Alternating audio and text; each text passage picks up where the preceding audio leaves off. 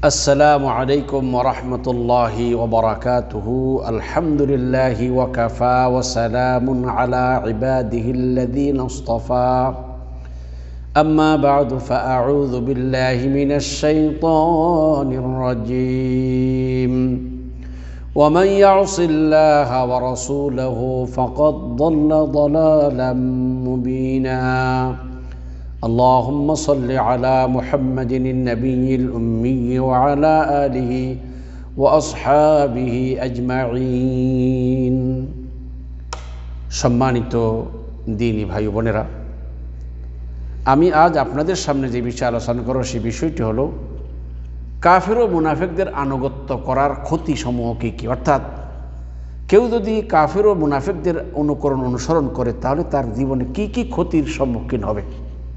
আসুন, এক নম্বর ক্ষতি হলো যারা আল্লাহ তার রসুলের আনুগত্য ছেড়ে দিয়ে কোনো কাফের ও মুনাফিকের অনুকরণ করবে, আনুগত্য করবে, তাহলে এর দ্বারাতে প্রথম হতে সুস্পষ্ট পথভ্রষ্টতায় নিপতিত হবে, অর্থাৎ সে পথভ্রষ্ট হয়ে যাবে।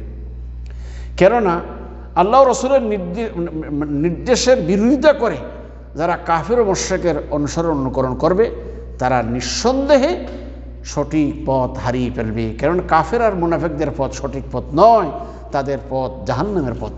রসুলের দেখানো পথের শেষ হলো জান্নাত, আর কাফের মুশরিকদের দেখানো পথের শেষ হলো জাহান্নাম। পার্থক্য এটা, এক পথের শেষ জান্নাত আর এক পথের শেষ জাহান্নাম। তাহলে কোনো ব্যক্তি যদি কি রাসূলুল্লাহ সাল্লাল্লাহু আলাইহি ওয়াসাল্লামের আনুগত্য ছেড়ে দিয়ে কোনো কাফের ও মুনাফিকের আনুগত্য করে, তাহলে এর দ্বারা সে সুস্পষ্ট পথভ্রষ্ট হয়ে যাবে, পথভ্রষ্ট হয়ে মানে পথ হারিয়ে ফেলবে। আল্লাহ পাক কোরআনে কারীম বলেন, ওয়া মান ইয়াসিল্লাহা ওয়া রাসূলাহু ফাকাদ দাল্লা দালালাম মুবিনা। যে ব্যক্তি আল্লাহ তার রাসূলের অবাধ্যতা করবে, নাফরমানি করবে, সে সুস্পষ্ট বিভ্রান্তিতে পতিত হবে। তার মানে হলো রাসূলের পথ ছেড়ে যখন কোনো কাফের মুনাফিকের রাস্তা অনুসরণ করবে, নিঃসন্দেহে সে সঠিক পথ হারাইয়া ভুল পথে চলে যাবে। 2 নম্বর,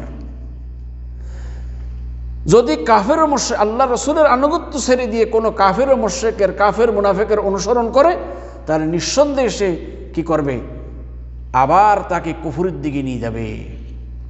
কাফের কখনো মুসলমানকে জান্নাতের পথের দিকে আহ্বান করবে না, মুনাফিক কখনো মুসলমানকে চিরস্থায়ী জীবনের সুখ জান্নাতের দিকে আহ্বান করবে না, বরং সে সব সময় মানুষদেরকে জাহান্নামের দিকে ধাবিত করতে চেষ্টা করবে।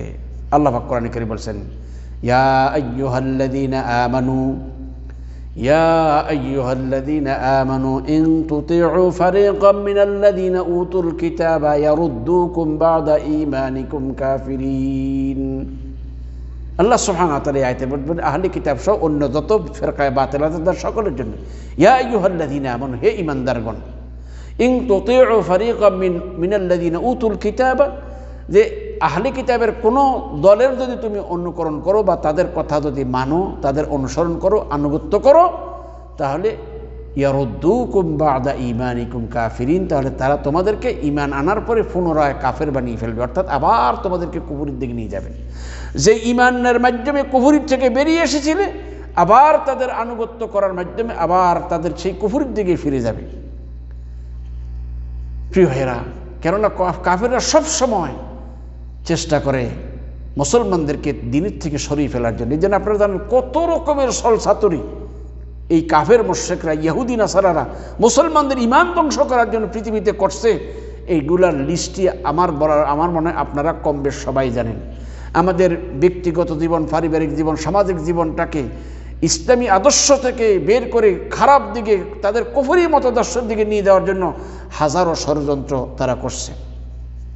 আল্লাহ পাক কোরআনে কারীম বলেন, ওয়ালা ইয়াজালুনা ইউকাতিলুনাকুম হাত্তা ইয়ারুদ্দুকুম আন দীনিকুম ইন ইসতাতাউ। আল্লাহ তাআলা বলতেছেন, আর তারা তোমাদের সাথে লড়াই করতে থাকবে যতক্ষণ না তোমাদেরকে তোমাদের দিন থেকে ফিরিয়ে দেয়। তার মানে এটা বলে কাফের মুশরিকরা আমাদের বিরুদ্ধে সদা সর্বদা লড়াই করতেছে আমাদের, তবে এরা তলোয়ার দিয়ে যুদ্ধ করতেছে না, বিভিন্ন রকমের বিভিন্নভাবে মানুষদেরকে উৎসাহিত করে এরা মন্দর দিকে নিয়ে যাচ্ছে, ইসলামী আদর্শ থেকে কুফরি আদর্শের দিকে ধাবিত করতেছে। এই জন্য আল্লাহ সুবহানাহু ওয়া তাআলা বলতেছেন, ওমাইয়ার তাদিদ মিনকুম আন দীনি ফায়ামুত ওয়া হুয়া কাফিরুন ফাউলাইকা হাবিতাত আমালুহুম ফিদ দুনিয়া ওয়াল আখিরাহ। আল্লাহ পাক বলেছেন, অতএব যে ব্যক্তি যারা তোমাদের মধ্য থেকে মানে দিন থেকে ফিরে যাবে, অর্থাৎ তাদের কথা মেনে দিনকে ছেড়ে দিয়ে মোরতাদ হয়ে যাবে, দিন থেকে মুখ ফিরেই নিবে, আল্লাহ পাক এবং সে যদি কাফের অবস্থায় মৃত্যুবরণ করে, তার জীবনের যত নেক আমল আছে সমস্ত আমলগুলা নষ্ট হয়ে যাবে, আর দুনিয়া আখিরাতে তার সমস্ত আমল নষ্ট হয়ে যাবে, এবং উলাইকা আসহাবুন নার হুম ফিহা খালিদুন, আর তারা জাহান্নামী হবে এবং চিরকাল সেখানে থাকবে।